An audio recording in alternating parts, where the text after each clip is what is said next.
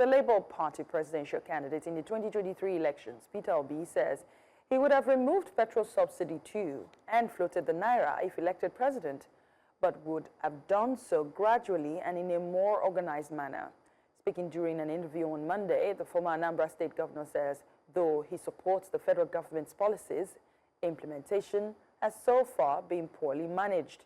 Obi describes the petrol subsidy system as rife with criminality and corruption, quote, and insists it was essential to end it.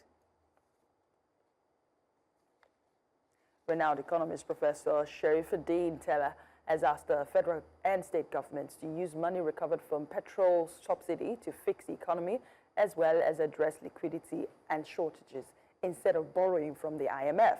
Tella says the federal government's plan to secure new loans after removing petroleum subsidy doesn't make financial sense. Last month, President Bola Tinubu asked the National Assembly to approve his plans to borrow $21.5 billion from external sources. He also asked the lawmakers to issue a 757.98 billion naira domestic bond to address infrastructure deficits, social services, as well as to settle long-standing pension arrears. For more on this story, Izielen Agbon, a professor of petroleum engineering, joins me from Texas. Thank you so much for joining us tonight. Thank you. Would you say the money Nigeria is currently saving from fuel subsidy is enough to fund President Tinubu's development agenda? Well, I think, first of all, there is no money being saved. There is no subsidy. What existed was corruption. Therefore, when people say subsidy is gone, an increased price, an increase in petroleum price is a tax on poor people. When Jonathan increased price in 2012, Tinubu said it was a Jonathan tax. So petrol prices today are nothing but Tinubu tax. It has nothing to do with subsidy. Let me explain.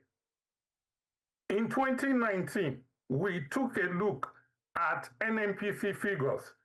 They made a profit of $71 million, and they took a subsidy of $1.6 billion.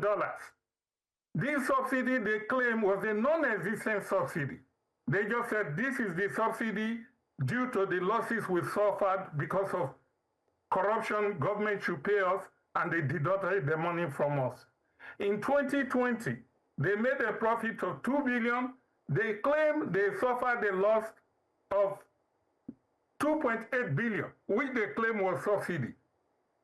And therefore, they took that as subsidy. When Tinubu came and said subsidy is gone, instead of saying corruption is gone, what happened is that he just increased price and put a tax burden on the poor in Nigeria. That's why there is no money. There was no subsidy. He just increased price. There was a lot of profit, and the profit due to the Tinubu tax have not been spent very well. So it's not a question of savings from subsidy if Tinubu tax has not been used for anything constructive. Tinubu is asking for 21 billion more loan. Dangote's refinery was 20 billion. So it's asking for additional loan that can build a whole refinery. Almost an equivalent 25 billion have been spent on our 4 refineries, and they have not been repaired. No consequences for the people who stole the money. In 2012, I wrote that there was no subsidy and showed that you could have the price of petrol was 40 naira a liter. Today, the price of petrol should be 760 naira per liter. Anything above that is just additional suffering for the people. All right. So I just want to rephrase everything you said. You said there is no subsidy, and that an increase in price of petrol is basically whoever the president is taxed. To rephrase, basically, you're saying that petroleum subsidy in Nigeria is the alleged sharing of a substantial amount of money made from oil production instead of saving it in the government's coffers. Does that make any sense? No. You see, what happened is this. we have petrol, we are an oil-producing country. And what happened is that when you want to look at how much petrol costs, when you take crude oil, you can make a crude oil that costs, for instance, today $76. When you refine it, you have a lot of product, not only petrol. You have a lot of product. You have 75 gallons of product, which you can sell for about $210. So when you refine it, you get more money. So you refine the petrol, you sell it for $210, but the crude oil costs you $70. So what the IMF said is that we should be pricing petrol in Nigeria like if we have no oil, we're importing the petrol and the refined product from abroad. That should be the price in Nigeria. But the price in Nigeria should not be based on an assumption that we have no petrol and everything is just being imported. We should compare ourselves with OPEC countries. When we compare ourselves with OPEC countries like Iran and Iraq, and we find out that we are paying far a tax on petrol that is far higher than they pay in Nigeria, where it's 552 naira a liter. Isn't that why we now have refineries, allegedly? Yes, but our refinery, what they've done with our refinery is this.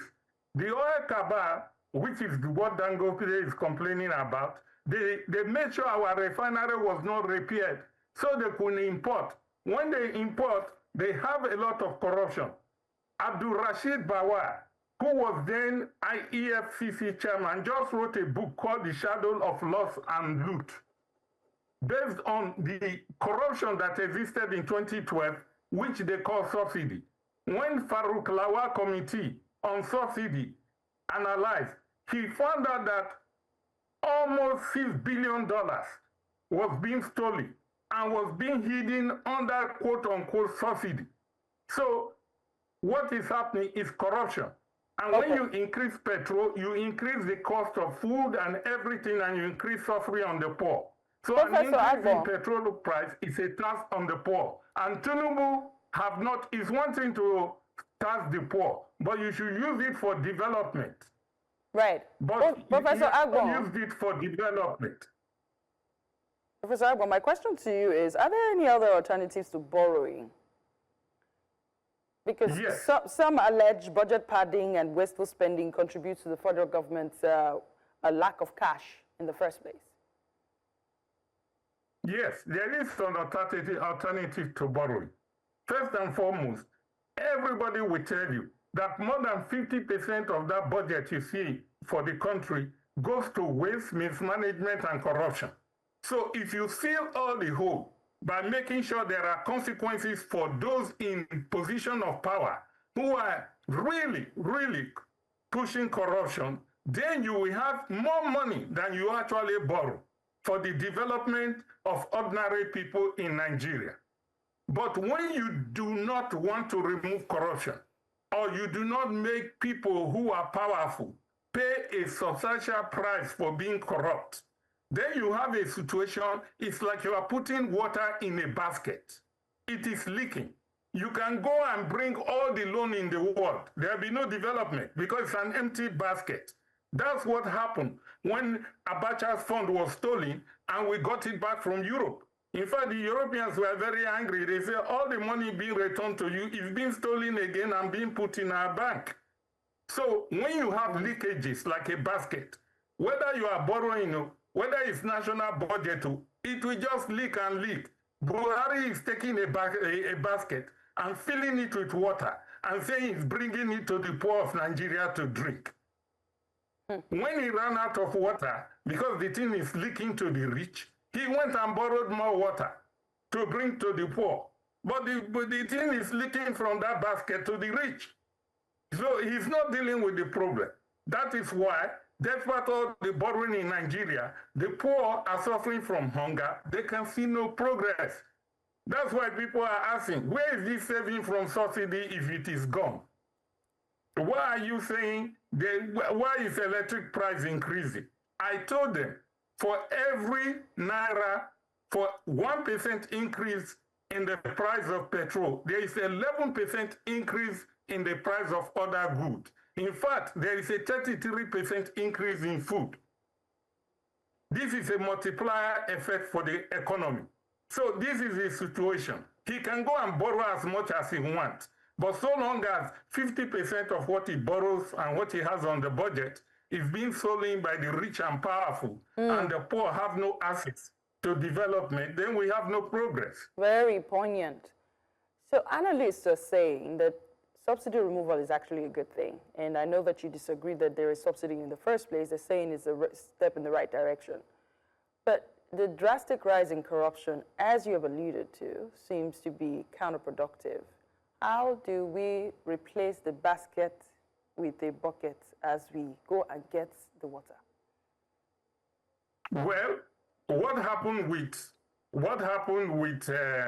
the situation is we go back and analyze all the situation from way back to 2012, and everywhere, because the papers are there, the people who are responsible are still alive.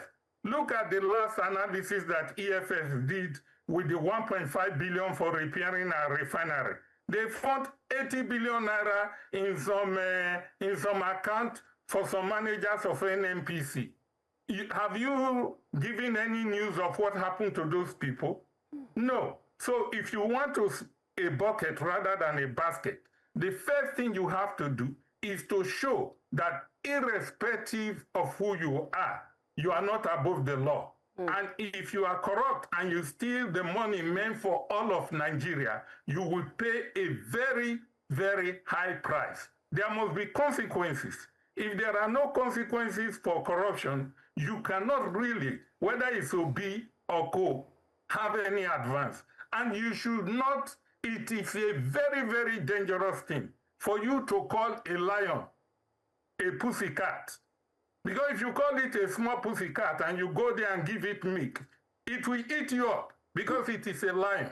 You cannot misidentify the problem of corruption as subsidy. Because then your remedy or the solution is not dealing with the problem. You are saying subsidy is the problem, low prices. I increase prices. When you increase prices, people don't have money to buy. When people don't have money to buy, demand drops. When demand drops, production drops. Foreign companies start to close. Small businesses start to close because they cannot afford the price of petrol in their small businesses where they use generator. There's more poverty in the land. So your economy have high unemployment and high inflation. You have a stagflation economy. You are borrowing models from abroad that doesn't have nothing to do with Nigeria. Once you've misidentified the problem, you cannot have a solution.